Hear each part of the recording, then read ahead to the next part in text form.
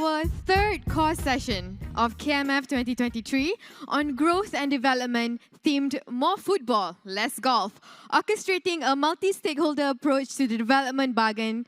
Let's invite our chair, Selvendran Katheerayson, Executive Director and Head, Real Assets and Property at Khazanah. He will be joined by Tan Sri Dr. Jemilah Mahmood, Professor and Executive Director at Sunway Centre for Planetary Health at Sunway University. Naina Subberwal Batra, CEO, Asian Venture Philanthropy Network, AVPN. Wow. And Professor Stefan Dercon, author and Professor of Economic Policy, Blavatnik School of Government, University of Oxford. Please welcome our panel and over to you, Self. Good morning, everybody. We had an exciting morning, and we hope that this panel session will be as exciting as the one that we just saw. We're going to try and we're on a tight timeline. But I'm going to start off with maybe a quick blurb about what we're going to talk about today. So complex problems require complex solutions, and a lot of the development challenges facing us today, whether we're in a high-income country or otherwise, is that they've become increasingly complex, whether it's climate change, inequality, social protection, fiscal policy, requires multilateral stakeholder approach to solving these problems today. We heard a lot about this yesterday at the keynote speech address by Professor Stefan. Today, I'm joined by Professor Stefan and two other very distinguished speakers who are joining us today. None of these speakers will require any further introduction, but we're going to start off by maybe asking them a few questions to share views on their topic that are closer to them. And their own personal experiences in orchestrating multi-stakeholder solutions to complex problems. Stefan, you are both an academic and an economist with a unique experience of having advised government in difficult times, I must say. As Chief Economist of the UK Department of International Development and Foreign Policy, and yesterday you shared with us the problems that countries are facing, failures of markets, government and politics, and how to achieve change. We hope to hear more about that from you today. Naina, a recognized pioneer and leader in venture philanthropy. I've learned a lot about venture philanthropy over the last couple of days sitting down with Naina. And I think what she brings to this panel today is a philanthropic lens to the concept of coalition building in solving for development bargains. And we're hoping to hear more from her about her personal experiences in the philanthropic space, bringing together money and to social causes. Dr. Jemilah, a name that must be familiar to many Malaysians here, as a medical profession with 2 decades in crisis management, humanitarian work, coupled with your involvement in policy development both here in Malaysia and at a global level. And more recently, I was very excited to find out that you've now moved into the corporate circles, sitting on the board of Switzerland-based Roche, the pharmaceutical company.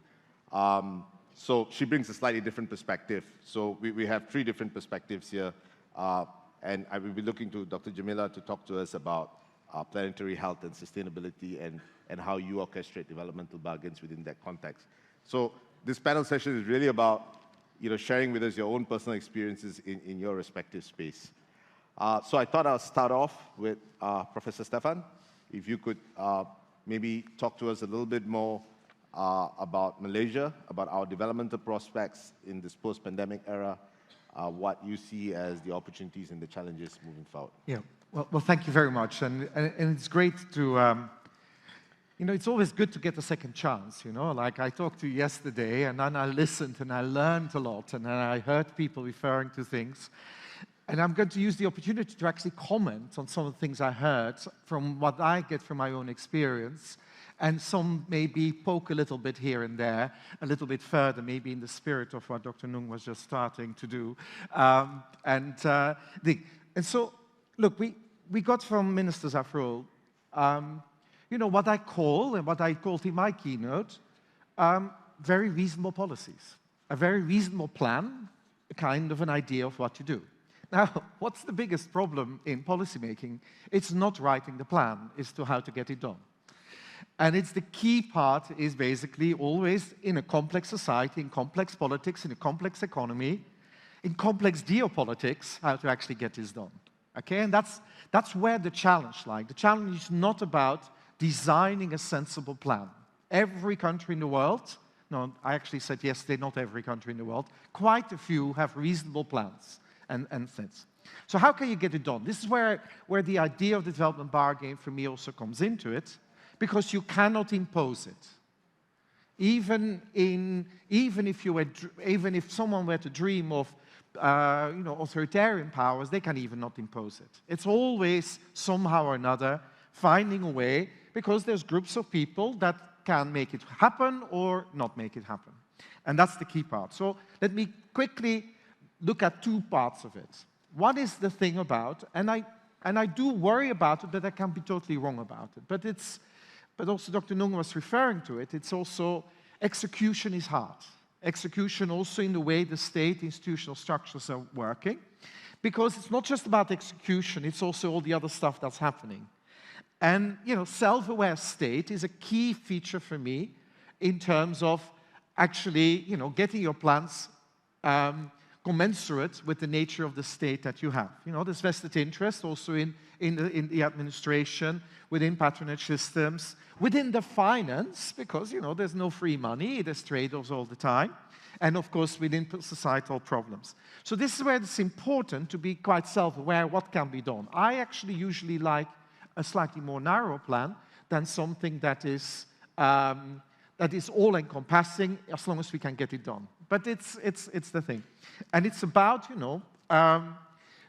for politicians and political class to find the buy-in. Now, this is where I want to actually say it's all about all the rest as well. Don't leave it just to the politicians to find a way of selling it. Okay. It's actually about civil society, business commentators, business community, and so on, and doing it. And I just wonder, do I have a moment to comment on a couple of points on the policies itself? Okay. I will do that. I look at my things. But the point is actually, and this is, the business community is here largely, is that all these things tend to be presented, we keep the status quo and then we do other things. Now the problem is, the status quo, I think, as already has been referred to some extent, is also part of the problem, the structural constraint that Dr. Nung is talking about. And very quickly, we talk often about premature deindustrialization. People seem to love Harvard here, and so they like to quote Danny Roderick all the time. And to mention it, that they also like Ricardo Hausmann and quoting complexity. But it is important that where we are actually in terms of multinationals, there's relatively limited linkages where there is domestic capital, and we had yesterday in the panel on the markets. Basically, okay, the only way I could summarize what I was being told about the domestic capital here is that it's lazy. It doesn't get its returns. It doesn't really try hard enough. There is not enough pressure to actually get capital to get a return. Now, that's very closely linked to what we tend to call about misallocation. Capital is not in the places where it should be, and it actually is not quite doing it. By the way, when we worry about labor productivity growth, that's because the capital is not allocated well. It's where the capital is it means that where the labor productivity growth is not there. It's not a problem, the youngsters are not willing to work hard or whatever. It's often to do with on the capital side as well. Dr. Eric Lee yesterday presented maybe the case for legitimate domination of the world by China in the economy, or at least for the global south. But beyond that, he made a very sensible point. You saw his S-curves and said China needs to move away from just doing assembly. Remember the little thing? Just doing assembly where more value added is. And he was pointing it, I hope Malaysia looks at that curve, where you actually need to be, because that's where the higher productivity growth and the returns will be. And it basically means in the design, in the R&D, and that's where you need to be. So it's one thing to say, and I have a lot of respect for the idea of TVET and helping with the mismatch and giving industry the jobs they require. TVET is a way of doing that. But actually, if they only require low productivity jobs, we're not going to grow this economy either. So it is also where capital is allocated that one needs to look at it. China gets it, Eric Lee gets it, and talks about it. This is what needs to be gotten here. It's also about the incentives for capital to move to places where there's higher productivity growth, where skills are used. And then finally, and I know I run out of time, it then comes back to this kind of point to do with labor and inequality and so on. You know, so first of all, education, and Ms. Nurul was just also talking about it. You know, my Malay is limited to anything I learned yesterday. Something like, what is it that I needed to know? Basically, some facial expression and some more things. But for me, the main thing, what I understand, is that the educational system, you know, it serves probably most of your children. Yeah. But actually, your capital needs the other stuff to work. Yep. That's where it needs to work for you. And it's not about, well, we are fine because our kids then have a job overseas or in Singapore or whatever. But actually, it is about getting business community to be interested what that system does and not just trying to get the skills that today solve your misallocation problem and your mismatch, i.e. the lower productivity jobs, but actually the ones that will solve your growth in the future on the higher productivity side. And that also includes, of course, the inclusivity of women and girls in it. You know, the fact that it's the labor demand side that's the problem here. It's not the skills of the women in this country. The low labor force participation is that the jobs are not being offered and actually the firms also not necessarily taking it. And then finally, it's also about what your fiscal policy does.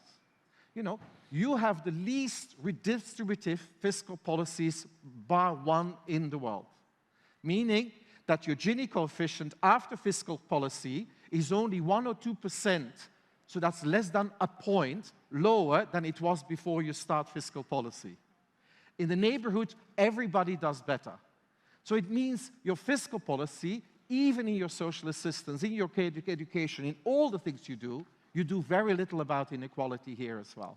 And so that's actually a lot of, you know, thinking that needs to be done. How do you actually make this more efficient in a world of low resources? So anyway, I need to stop, I'm sure. Thank you. But it's Stefan. basically, you know, the way capital is used and the way business thinks about it is a big part of this development bargain that's required. Thank you, Stefan. We'll come back to fiscal policy and we'll come back to geopolitics later. But before that, maybe Naina, your philanthropic lens to this concept of a development bargain. No, absolutely. We've been talking about a development bargain and what that development bargain means since Professor Dercon started with his wonderful keynote yesterday. I'm here because I really want us to look at the development perspective in a truly inclusive way. I think, you know, Madam Issa talked a lot about the fact of who's left behind. And, you know, we've had two economists present this morning. But if you look at, you know, trickle-down economics, you look at exactly what you said in terms of redistribution here in Malaysia, the people who get left behind are right at the bottom of the pyramid. And if we don't look at them, and you know, you spoke so eloquently, Madam Issa, about the fact that what was this country built on, and what is the house, and who does this house really belong to? Unless and until you look at all forms of capital, you are not going to be able to address the needs of everybody who lives in that house. And that is where I come in. So I run AVPN. It's a network. It's a network of people that actually move capital towards impact. And this capital, I would like to tell you, is along a continuum. When we talk about philanthropy, and if all of you talk about philanthropy, you all are charitable. We are all charitable. In Asia, we are amongst the most philanthropic and charitable people on earth. But no matter how wealthy we are, we don't give more than 5% of our net worth in philanthropy or in charity. It doesn't matter who you are. So whether you're Bill Gates or whether you're me or you or anyone else, 5% is the max that we will do. What happens to the other 95%? And, you know, the panel earlier talked about the fact that the SDGs need to be met by 2030. We are only 7 years away. We're not going to make it with philanthropic money alone, and which is where we need to look at all the other forms of capital that are there in our wallet, and how do they come together to work more efficiently, more effectively, to get us a better bargain for development. You talked yesterday, Professor Dercon, about, you know, the sort of unequal sometimes inefficient groups that come together. It doesn't have to be perfect, but it is very important that we actually build this coalition. And that's what we were talking about, Selv, is that it has to be a coalition of private sector, of public sector, and of civil society that needs to come together if we are to get the development bargain that actually benefits every single person in society. If we are looking at, women in the workforce, it's not just about women getting education. We talked about STEM.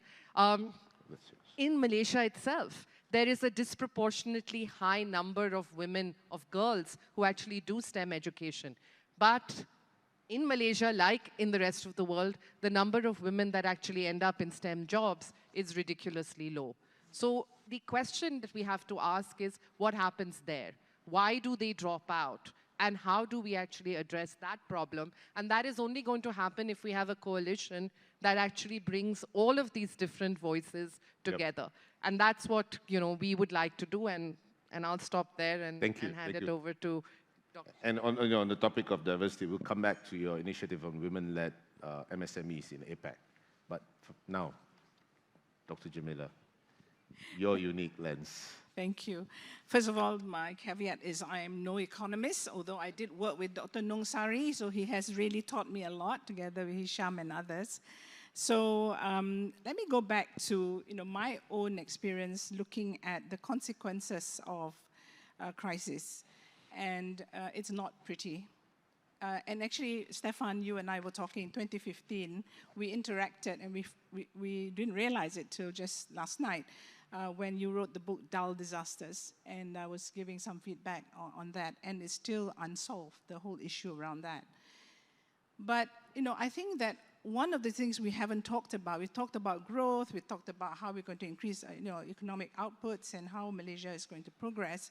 But let's talk about the real state of the world today. The word complexity has emerged through many forums that Khazanah has had. But I urge you to look at the last Human Development Report produced by UNDP this year. And it states that we are now facing what is called an uncertainty complex. And that uncertainty complex is comprised of three things. One, the dangerous changes of the Anthropocene, the epoch that we are in now, which is basically we as humans have destroyed, but we've also created solutions. The second is sweeping societal transformations, which we are seeing. And third, widespread global polarization, which is also filtering down to regional, national, local levels. Now, all this creates the right environment for chaos. And for the first time in the last 5 years, we have seen development indicators actually fall. So we are seeing now that life expectancy has fallen, even in countries like the USA. We've seen a fall in gender equality. We've seen greater poverty. We've seen a decline in education, of course, compounded by the recent pandemic that we've all experienced. Now, I now have come home and have set up a Center for Planetary Health. And I remember Tok Pa had to tolerate me talking about this when I was having a small role in the last two governments, that we need to think forward, right? That the issue around climate change and all the challenges that it will present to us is going to have serious consequences.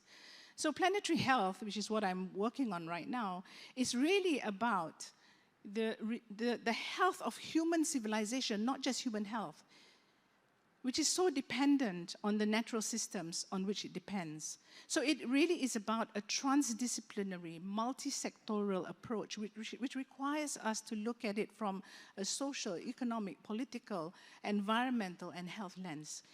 Now, we've all gone through the pandemic, and just reflect for a moment. I know it seems as though it never happened, because the way people behave today is as though we never went through a pandemic. But think for a moment how societies came together. Think for a moment how we all became altruistic.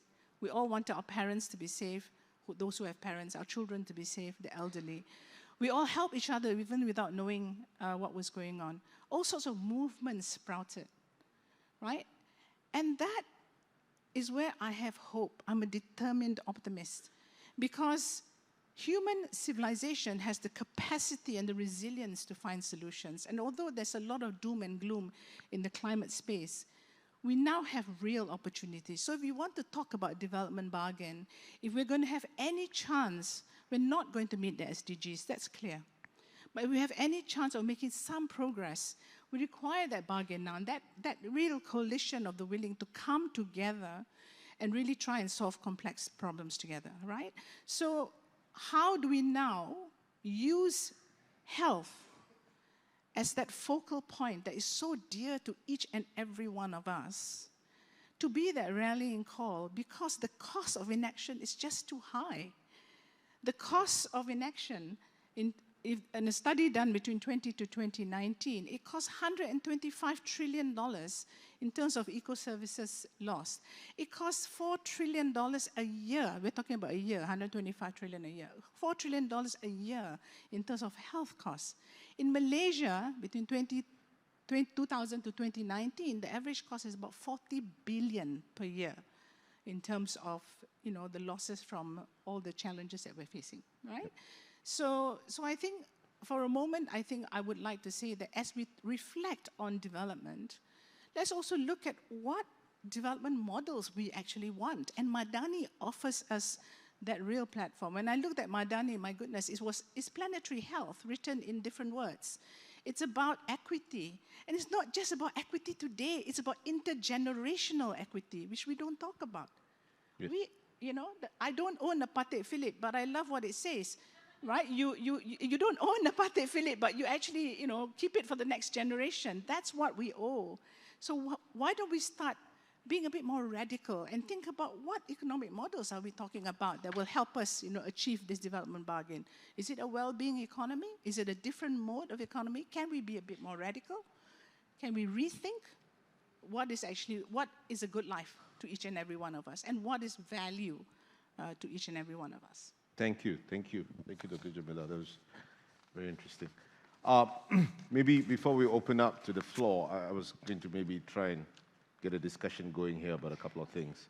One of the things in Professor Stefan's book, where he talks about development bargain, the 3 criteria. So he's got 3 criteria. So the first is a credible bargain among the elites. The second is, something that the state can do, can deliver on. Don't promise something you can't. And the third is the ability to course correct. And we've had some discussions over the weekend about the noise that our leaders and civil society leaders have to deal with. We live in a different world than the one I grew up in, because there's so much noise coming from social media. We heard about the advice given to Khazanah to try and promote what we are learning here through TikTok, because that appears to be where my children seem to get their news from. I'm not sure about the rest of you, but there's an increasing important role played by social media that dictates how successful policy can be. Some leaders find it difficult, some complain about it, some blame it, some make use of it. But in the context of this development bargain, from your different experiences and perspectives, we'd love to hear about the role of social media and how we manage this. Stefan, you want to go first? Look, it's obviously difficult. When we're thinking about the need for change, or at least beginning of addressing long-term structural changes, longer-term development plans, the shorter the horizon becomes for your policymaker, the worse it gets. Yep. And of course, the short term is the biggest enemy for long-term development. It's basically always the pressures and so on doing this. So my best thing is, having seen this also in the UK and working in government, where the horizon of a minister becomes roughly about 7 hours. And that is actually the reality. Sitting in the front office with the foreign secretary, it was all the time, it's roughly that. And then you just worried about sleeping too long because the news agenda would have moved on by the time you woke up. So that's social media problem. Now the problem is, part of it is, don't leave it to the politicians alone. And I think that's actually, for me, a very striking part of it. We've left that very short-term, responsive fights between political leaders and opposition and so on, or leave it to them. And then actually very little comes from, say, business community trying to actively build narratives. Civil society does, but not in this cooperative way. Usually uses the same thing to alert people about problems in the short run and wanting quick reactions. So there is an element there about, just don't leave it to probably the people, partly true to their age and so on, not best equipped to deal with this, but actually make it part actually of your narrative building and your overarching narrative. If we were to have a more collective shared narrative and we built on it, then we have something clearer to communicate rather than being responsive, but actually adding to the noise. Thank you. Naina? I think, it's an interesting question. Where does social media come and where does it play a role? As Stefan just said, it's very short-lived. I don't know how many of you remember when we had this ice bucket challenge, which was about ALS, and it kind of went viral through social media. Yep. And, I doubt most of us even knew what ALS was before that ice bucket challenge actually came about.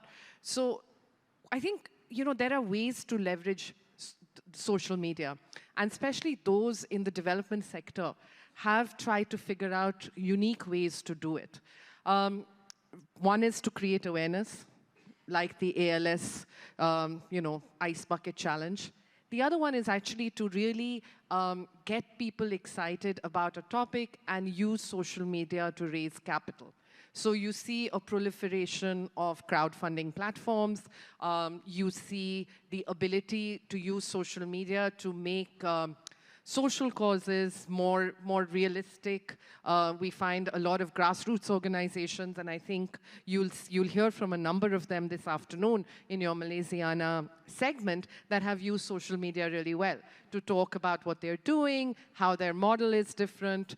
It's also been a way to kind of engage young people in these causes. I think one of the things that has, and like Dr. Jemilah, I think I'm also an optimist. One of the things, or one of the positives of the gig economy is that the younger generation is very much more excited about the footprint that they are going to leave behind. They are, rightfully so, pretty upset with our generation that we are giving them a world which is much worse than the one that we got. So I think, younger people looking at the gig economy, I know that the panel before talked a little bit disparagingly about the gig economy. I think one of the things we've seen is that younger people are much less motivated, unlike you and me, about, oh, we need a job that's very stable, banking, lawyer, medicine, etc., to something that I actually enjoy doing, but that also gives me time to make a difference in my own community. And that is something that has been very positive. It is disseminated very quickly by social media.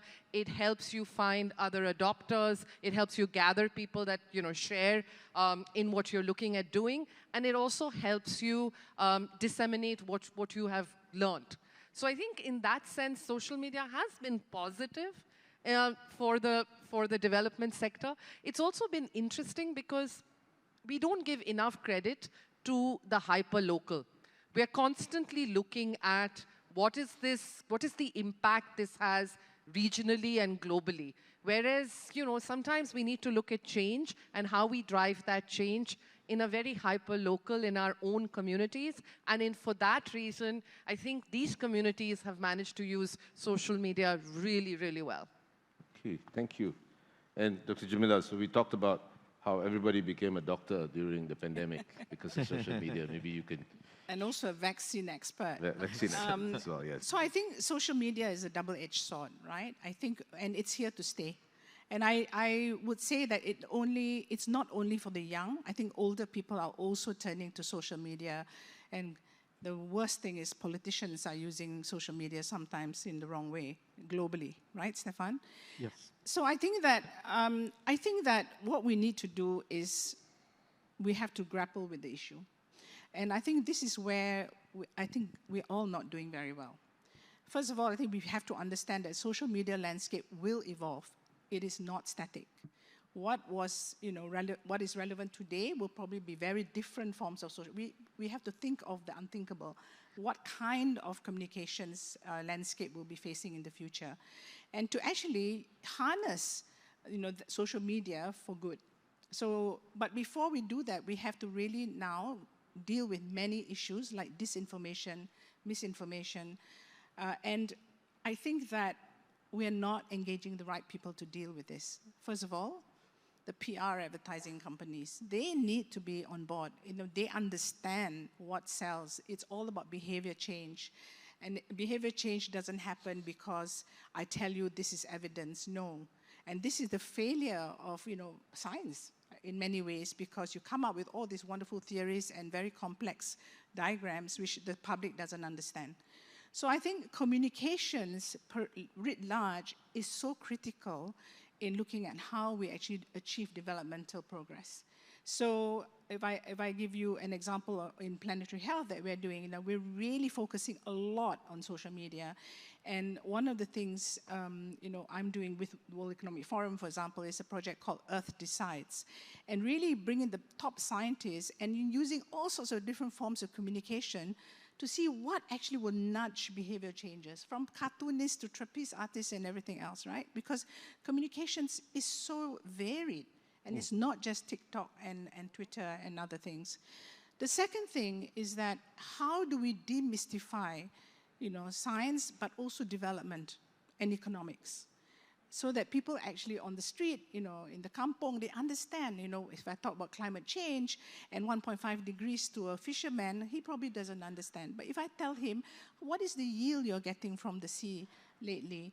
And do you think you know why that's happening? Then you can have a conversation. So it's about building trust, building conversations, one conversation at a time. And you need to be patient, but you need to also be very clever. So I think, it would be fantastic if we actually bring advertising people one day to come and talk to us about this, because it's so important. They know. They help polluters sell their stuff. Yep. Right? They are the ones who help the political lobbying at the COPs. Right? And all that is in the comms, in the messaging, in the influence that is exerted. And then that channels through social media and other things.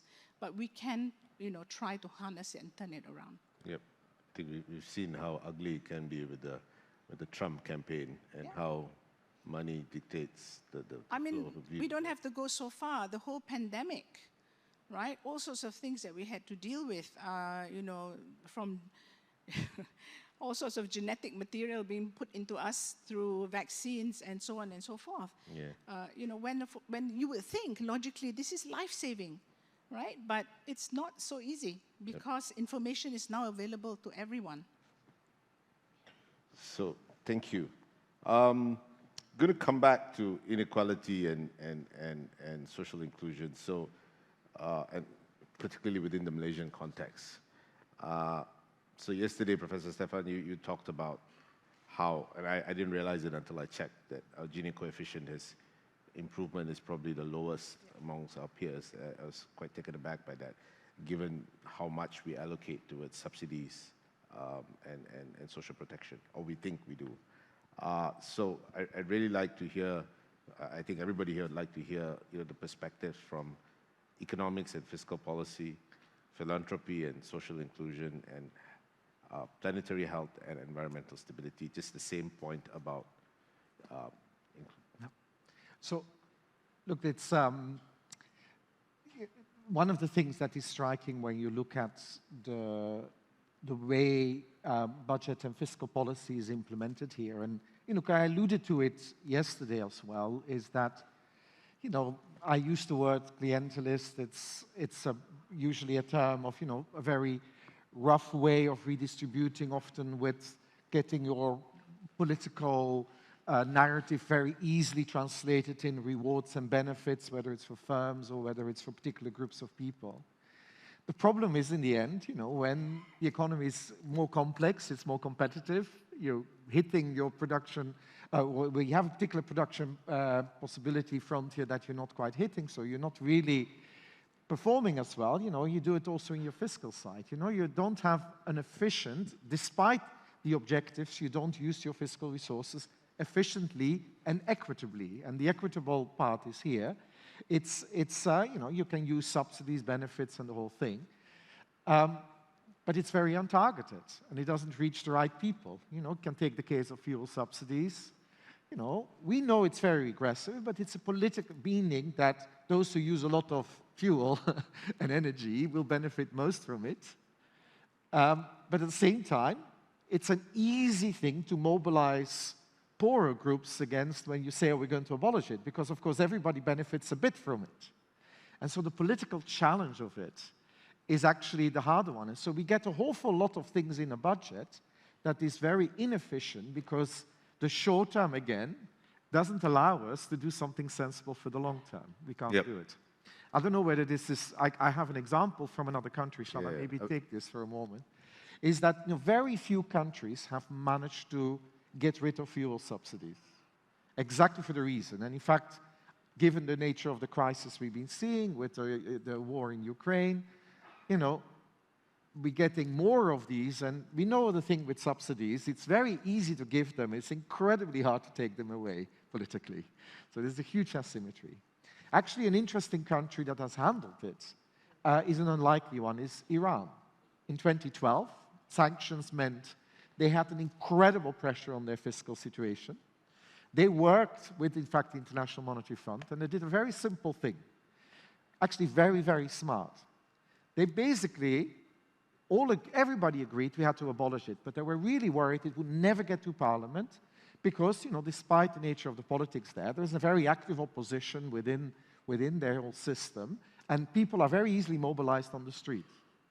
So what they did is they worked with the central bank and with the banking system, and it's actually a middle-income country like Malaysia also is. People have bank accounts, and they actually put, for 80% of the people, they put a cash transfer on their accounts with a kind of message, you know, like pending transaction, where the message was, will be unlocked if Parliament votes for the fuel subsidy removal. And suddenly, of course, no politician, no social media activist could ever mobilize the people and say, you're going to go against it, because the amounts involved was equivalent to 2/3 of the fuel subsidy of that year. So you had an immediate saving of, but that's a big sum, because people don't see it themselves, and they suddenly saw the sum. It went through Parliament without opposition, and it actually got there. And of course, this goes up and down, and there's still always pressures there, but it's the nature. You need to think about political smartness of how to actually push this through. There is ingenuity around the world and ideas around it. So these things you need to tackle, and you need to become smart about how to deal with the short term, with the politics, because the long term, these things are really inefficient and really make sure that actually the poor don't get a deal that they deserve in this country. Thank you. Thank you. That's an amazing example. When I first read it in your book, you know, you would think that that's the last place you would expect to hear a case study about. But thank you. Naina? So I'm going to talk about it in a different way. I think that's really interesting, and I agree with Professor Dercon that it's very, very hard to remove subsidies once they're given. But there are subsidies that exist inherently in the economy. And even if you look at Malaysia's case, and we talked about women and women in the workforce and the fact that so many graduate women don't actually enter what she said, I think it was 58% that don't, 54% that don't actually enter the workforce. And it's interesting because, especially if they've gone through a government school education, the government has actually subsidized their education. And it is, therefore, a loss to the national exchequer if these women are not back at work.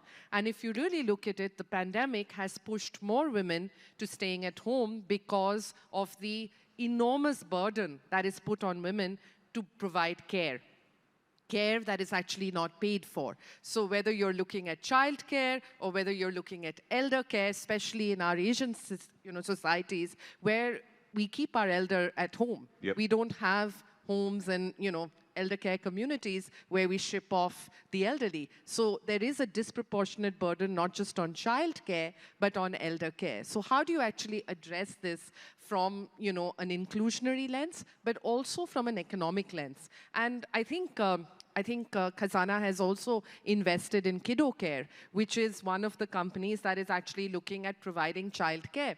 So AVPN, for instance, has done a partnership between Kiddo Care, UN Women, and AVPN to really look at how do we monetize this care economy and actually provide a fair wage to those providing care in, their normal as part of their lives, and look at it as a reasonable job. Look at it something that actually provides an economic incentive to the economy, whether it means that the woman is coming back to work or is providing a paid-for service, a recognized paid-for service in the economy. And I believe that, post the Asia Pacific Care Forum, which happened after our joint conference in June, I believe it is now in the budget, in the Madani Malaysia budget, to look at care and look at the cost of care and how do you actually include that in the budget. So doing these kinds of policies, I think, are actually those that actually help address the subsidy issue, which actually exists,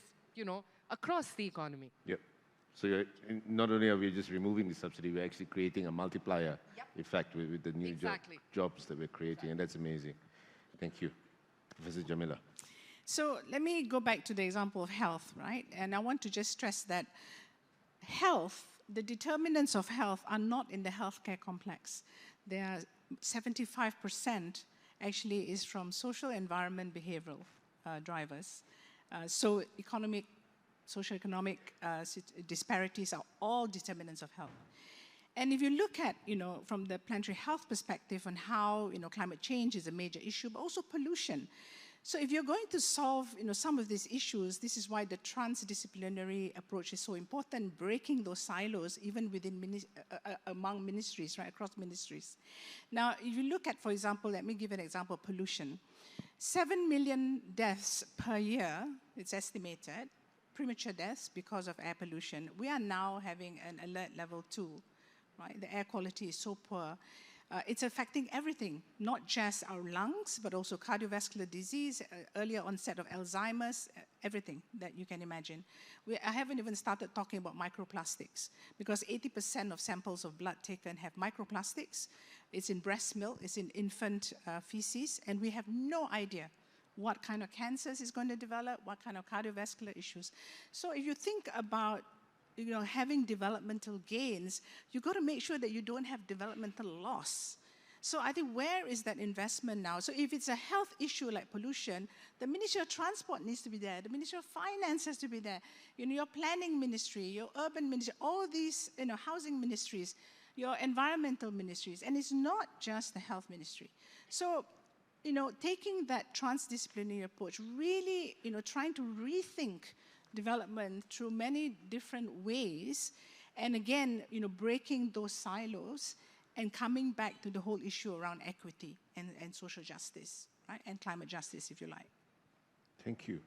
Thank you. And maybe we should, we'll open up to the floor in a while, but maybe one last set of questions around your specific areas. So Dr. Jemilah, your ask in terms of, what Malaysia needs and what you need from the different stakeholders here. So government, private sector, philanthropy, if you could.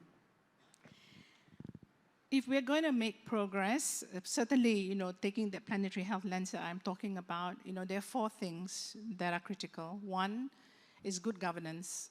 We can talk to the cows come home about all sorts of plans and everything, but until there's political will and good governance, we can't move forward. I think for the first time, we're seeing some hope now. Madani, in its form right now, seems to give us this hope, right, that we could come together and deliver. The second, I think, is still communications. We need to rebuild trust in a very fractured society in Malaysia, and we need to do this in ingenious ways. We need to bring the right people around the table, and we need to be brave enough to confront some of the biggest challenges and conversations we've not had. The third, I believe, is an education revolution. What are we teaching our kids, right? I work with some of the education people in Finland and all that. I ask them, what is it that you teach? Your children don't have homework. They go to school, they come home at 3, and there's no exams. I cannot imagine, as someone old school from Asunta, you know, that has been taught in a certain way, you know, and what they're saying is that what we teach them is how to collaborate, how to communicate, how to work together, how to build a project together. And I think it's about also values. So let me give you something that I'm especially proud to work at Sunway for, is that we've managed to actually make it now, from 2024, mandatory for every undergraduate to pass a 7-week course on planetary health and community service, so that they apply their knowledge, whether it's engineering, culinary, medicine, whatever, in the understanding that the decisions they make will impact the planet and the future and the economy and health. And I think this is the investment in leadership development. It's a long and slow process. The fourth, I think, is business.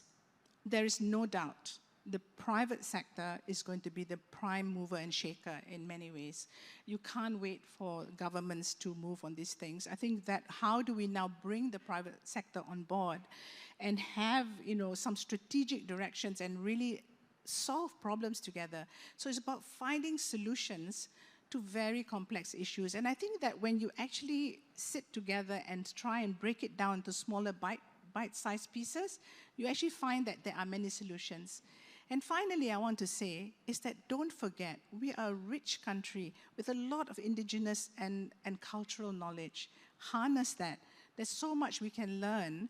You know, I'm learning about Tagal and all these wonderful practices among our indigenous populations and local populations, how they're able to protect rivers, ensure nutrition. When you talk about education and nutrition, earlier on in the last panel, you're talking about 20% of children are stunted. It's not just stunting, it's also about micronutrient deficiency and therefore cognitive function. So we'll have children who are not so clever if they are not given the right nutrition, you know, to thrive.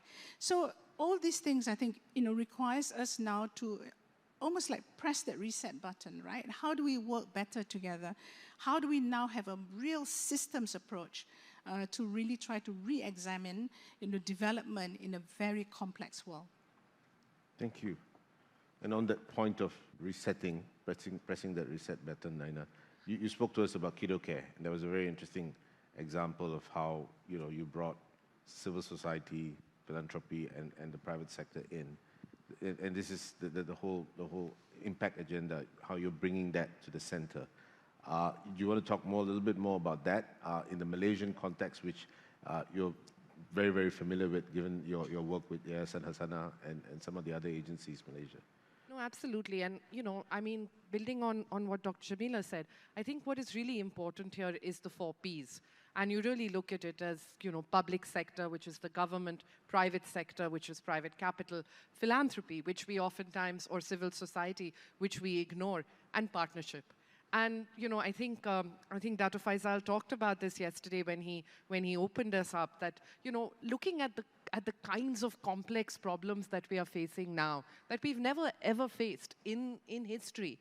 No, it's not possible for one government, it's not possible, definitely not possible for one organization or one corporate to be able to reach this. And when we're looking at impact, you're looking at the future of the country, that's where collaboration has to happen. That's not where you are competing for business. You're actually looking at how are we securing a better future for the next generation. So I find it always very interesting when we're talking about impact and people are saying that, oh, you know, I'm not going to share or I'm not going to collaborate, because we need many more AVPNs, we need many more Dr. Jemilahs, we need many more Yayasan Khazanahs if we are going to be able to reach the kind of impact that we have to reach. And in order to do that, it cannot be philanthropic capital alone. It needs to be capital that is at the scale of the investments that are made, you know, by institutions like Khazanah. So we need to think about how do we actually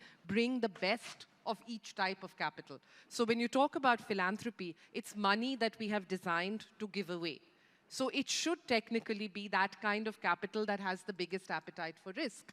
So if we have to do something different, we have to change the status quo. We have to take chances. We have to try, we have to fail, and then we have to try again, because that is the only way we are going to, sort of get to solutions which will take us to the next generation. And there is no better capital than philanthropic capital or catalytic capital to do that. Unfortunately, what happens is we, as venture capitalists, are very happy to take risks, and we take, we invest in ideas, but when it comes to philanthropy, we ask a million questions. We're like, oh, do you know how to, solve for hunger? Oh my God, because I'm a rich business person, or I know how to make the right investment, I'll tell you how to solve for stunting.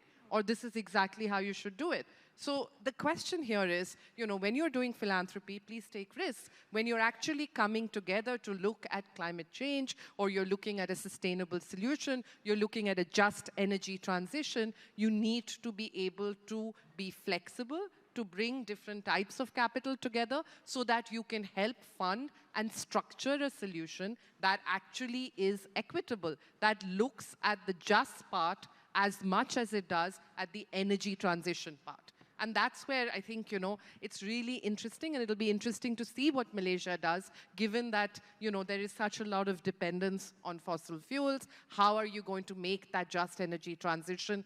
Like what you said, not leaving anybody behind, making sure that indigenous people that are at some of the states that the minister showed, that are really at the bottom end of the development spectrum, how do they actually come together? So for me, what's really interesting is, there is a lot of interest in blended finance. How do we really bring blended finance together to solve some of these complex issues at scale? Thank you. The ability to self-correct, again. The third principle, fail, try again. Yes. So, coming back. But, so I wanted to maybe take this discussion, Dr. Stefan, outside of Malaysia a little bit, well, in and outside of Malaysia. So I think you mentioned how intrigued you were that you were quoted so many times during Dr. Eric's discussion yesterday about China and the US. And given what we've heard and our dependence on global trade, so when you think about development bargains, I think we've been talking about it from a micro-Malaysian perspective. Your thoughts on how we orchestrate a developmental bargain to keep Malaysia alive in this growing complex world? Yes. I mean, my general impression is that Malaysia plays it quite well. And so within the whole geopolitics, I can only be respectful that, where you are and where you're positioned, relative to China and relative to the Western and to the US. It's important to recognize that in the end, the way you play the game, if I may put it like this, the way you deal with it, is that it's most important that you truly remain committed to your own development bargain. And it's in the way you structure yourself. And why do I say this? We see in a lot of countries, in previous periods of Cold War and so on, or I can see it all the time happening now as well in certain places, is that, any contract is a good contract attitude. Any kind of deal is a good deal with an outside force. You still have, and I think you've played it reasonably well, you have a choice, with which multinational company, which outside investor you make the deal. Yeah. And so the fine print matters. And I think that's the biggest part, because the strength of your own development bargain, the deal, your own commitment also as a business community to have a long-term perspective will determine what the nature of foreign investment is in your country. And I think that's just much more important.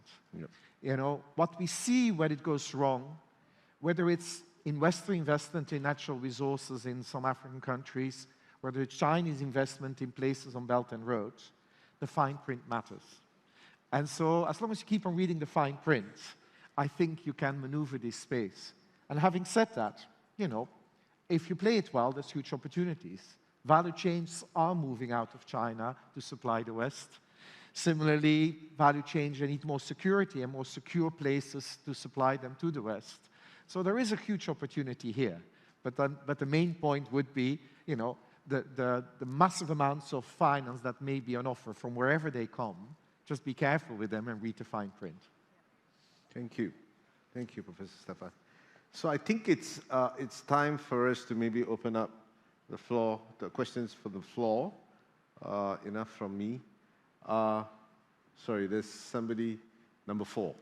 Question. Can you identify yourself, where you're from? And hi, I am Takif. I am part of the Khazanah National Research Team. And I have 2 questions, which are directed specifically, one for Naina, one for Tan Sri Dr. Jemilah. For Naina, first off, I'm a big fan of your work, big fan of what AVPN does. And I think the question is, I think in academia, there's been a lot of talk about how there's a fear in which NGOs and social entities are sacrificing their sense of being in order to gain a competitive advantage to gain more funding opportunities. Because at the end of the day, NGOs are also organizations. They have people to pay for. They have operations to pay for. So how do you address that issue through your organization? And I think for Tan Sri, like, you were talking about building building coalitions for sustainable development. I think the question now becomes, how do you rally that form of coalition in a space defined by social fragmentation? And I think it comes from, for example, industrialism versus climate resilience, and also, you know, punching through the door economic growth, but also doing it purposefully and with a sense of saving the environment. So I think, how do you traverse those multiple voices within public opinion, given the current saturation and democratization of information? Thank you. thank you.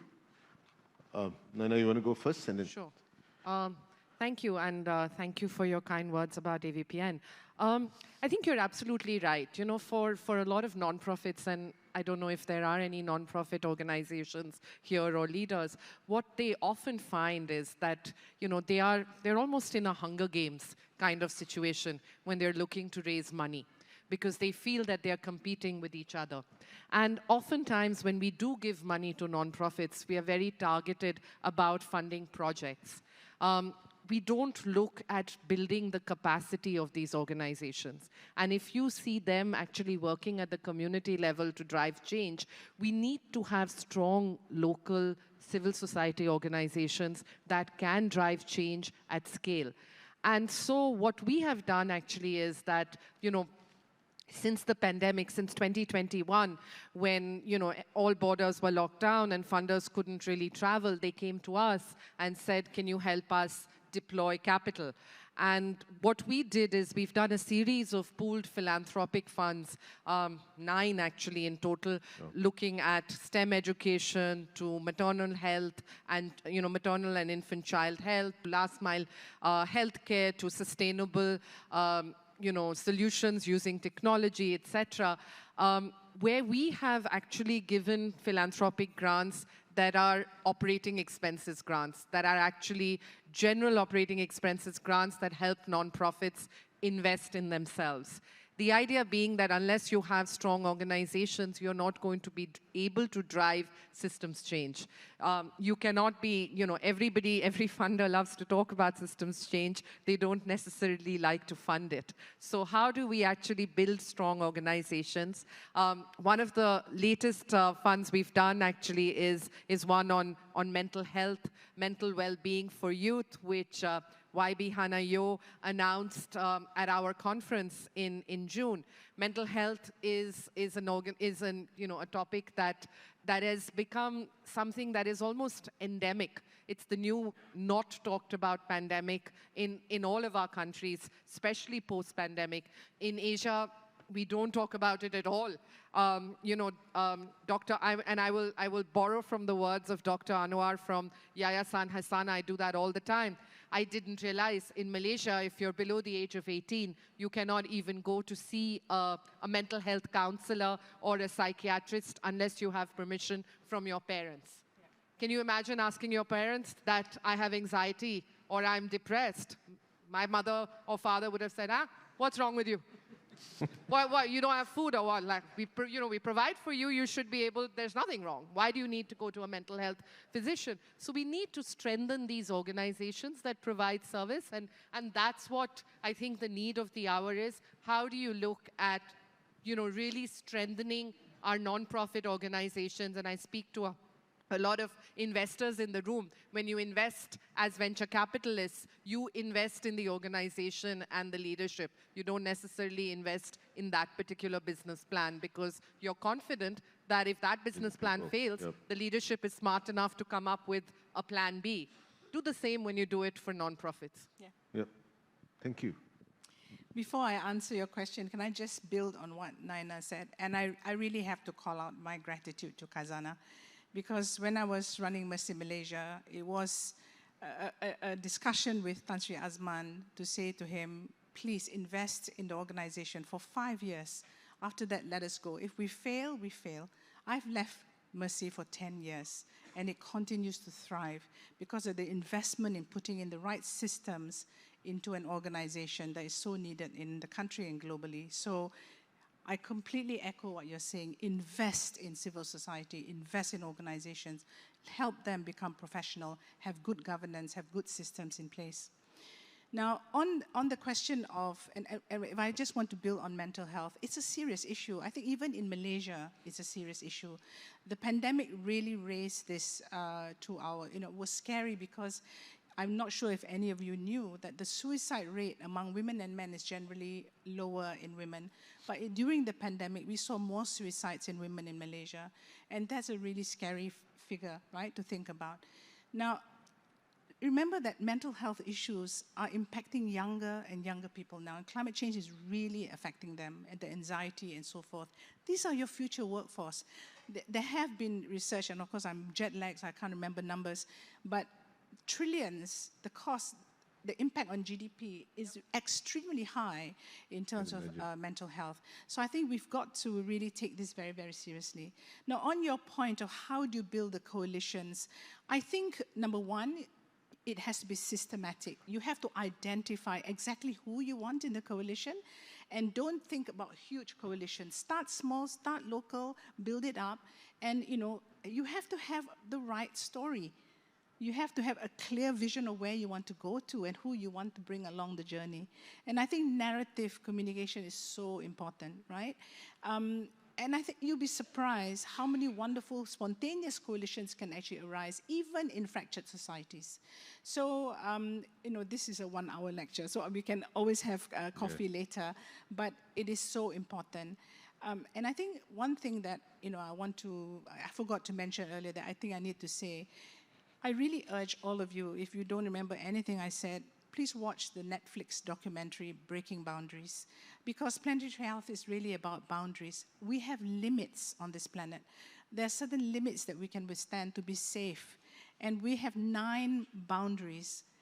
Today, we have transgressed 6 of the 9 boundaries. We are deeply in trouble, but it's possible to reverse it. There are ways to do that. So I really urge you to watch that documentary.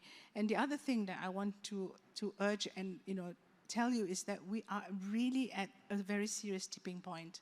And if we cross that tipping point, particularly in the Arctic Circle, you may think in Malaysia, what has the Arctic Circle got to do with me? It has a lot to do with us. And you can't plant ice. You can plant trees, but you can't plant ice. And the more ice melts, the more trouble we will face here in Malaysia and in the region and globally as well. So if we fail to mitigate or adapt to all the complexity that we have today, there will be suffering. And that suffering will be felt by those who are not in this room, those who probably don't have a voice, and those who we now have to subsidize from our economy to keep them afloat. So it's all about that quid pro quo. How do we invest now in systems and change that will actually prevent us from sliding down this, this terrible slope that we are on? Thank you. Thank you, Dr. Jemilah. Number 1, can you introduce yourself? Hi, my name is Rudy. It's very compelling to hear the whole panel speak. I'm actually reminded of another Netflix documentary, Bending the Arc, which is all about Partners in Health, which is a global NGO. And it occurs to me that there's a lot of top-down change that we're talking about at this forum. And there's a lot of potential for kind of civic engagement and coalitions that Dr. Jemilah mentioned, right? What is a factor in Malaysia that keeps these coalitions from mobilizing? We have the tools, right? Social media is a thing now. It's easier for people to network at a very basic level, but why haven't we seen similar movements like Partners in Health or at that scale in Malaysia? And what could be done at the grassroots to really encourage that? Yes, please. Thank you for mentioning Partners in Health. Paul Farmer, who died very suddenly, was a friend and you know, one of the most admired people I know.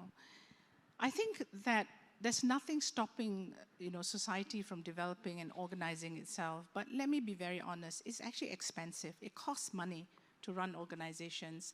It costs money to send communications to your volunteers or your team. So I think that investment that Naina mentioned is very important, the financial investment. And the country, you know, I remember when someone asked me, why did you found Mercy Malaysia, right? Why did I start Mercy Malaysia?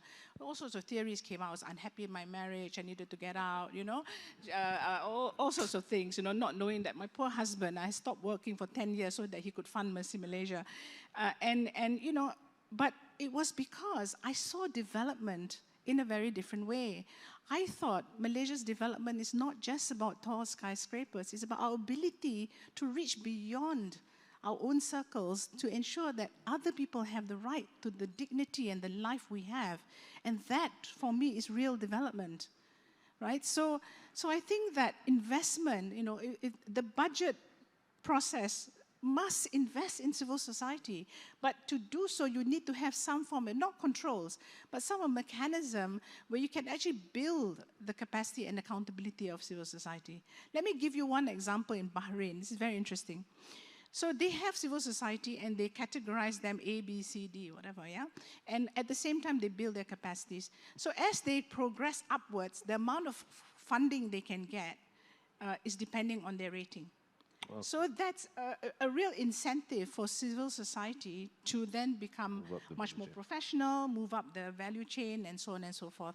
So, and I completely agree with us, and with you. I agree that civil society, young voices are there. So if you ask me where do I invest my time, it's in young people. Not just in terms of listening to them, number one, because I think they have some fantastic ideas that we don't have. But number two, learning from them.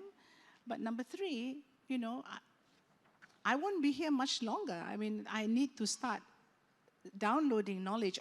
Every one of us in this room has a responsibility to download our knowledge and our experience and our failings to the younger generation. Can I add something? Yeah. I just wanted to add to that, Dr. Jemilah. I think, you know, one of the other ways to actually catalyze some of these movements is by participation.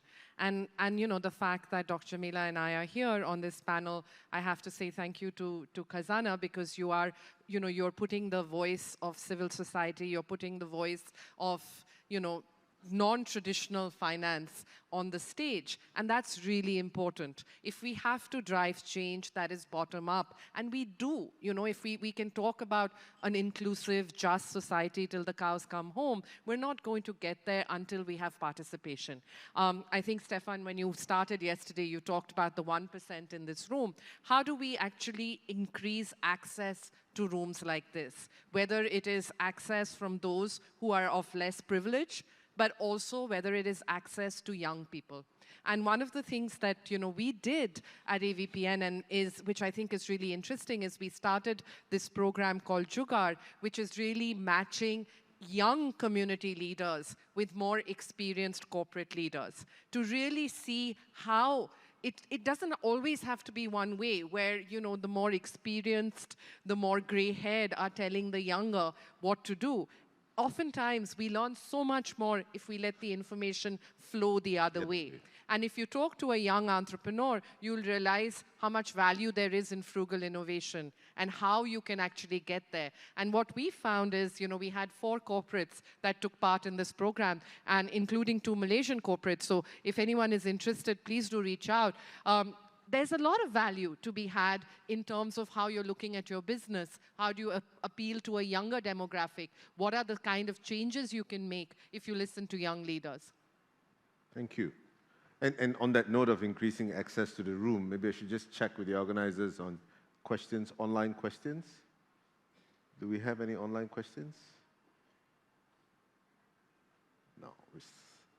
Okay. Claire Barnes has a question here. How should the approval process for industrial expansion and construction be adapted to account for the destruction of functioning ecosystems? That's Yes, maybe, I can take yeah. I think we've unanimously been pointed to answer that look, question. It's others on the panel also are speaking very eloquently. You know, it's all about how you build your future. Okay, how you build your future, and we talked a lot about people, about human capital, about getting most out of women and other parts. And of course, natural capital is an essential part of the asset of this country.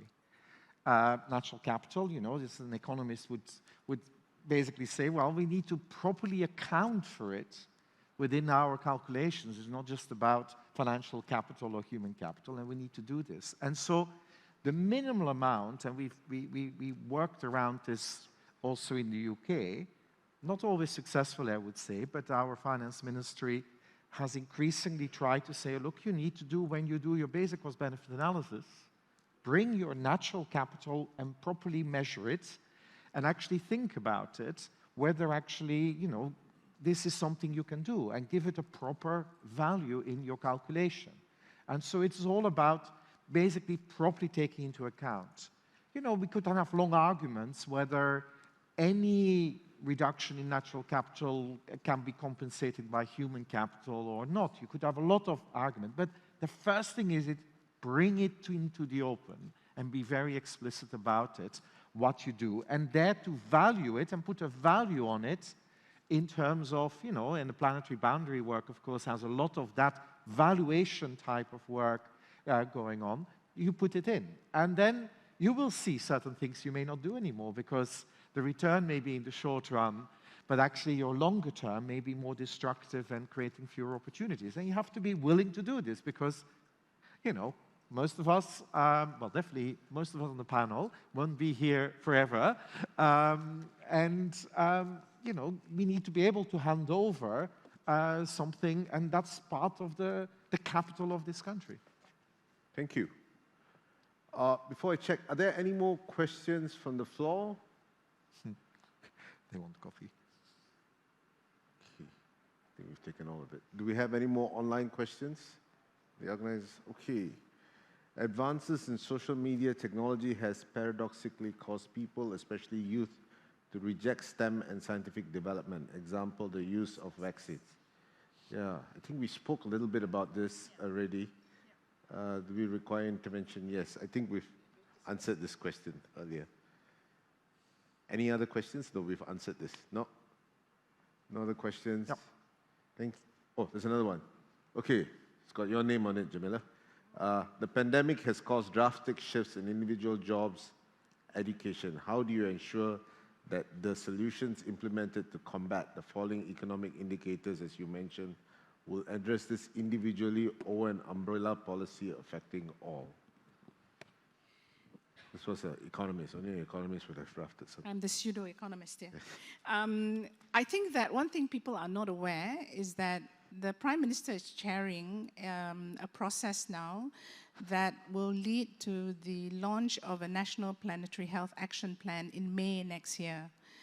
And I think that's a real opportunity because it's a funny combination of people, but it's mostly Academy of Science, a bunch of us, and it will involve a lot of multi-stakeholder engagement as well, so watch out.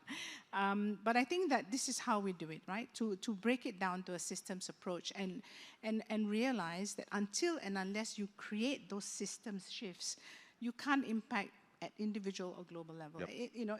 That's the basic necessity for that. So I think that the pandemic has caused drastic shifts, yes.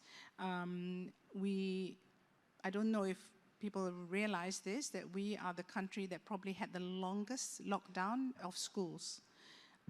We're going to suffer, the next generation, right? So this is a coffee conversation we can have, but not in public domain.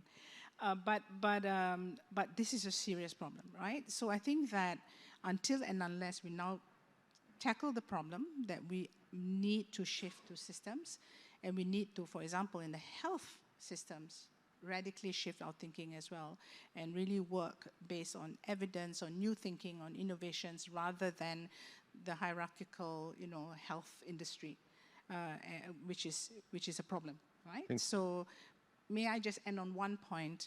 I think you're talking about pandemics. In the newspapers in Malaysia, there has been disease X all over the place. Yep. Right? Now, I have been working on disease X for the last 12 years. Malaysia has not got on board yet, right? Singapore, during the pandemic, I was asked to come and help Singapore look at disease X. It's not about disease X, Y, or Z. We will be having more and more pandemics more frequently. We need the drastic and rapid systems shifts to a better prepared society and health system. So this is really crucial. Thank you.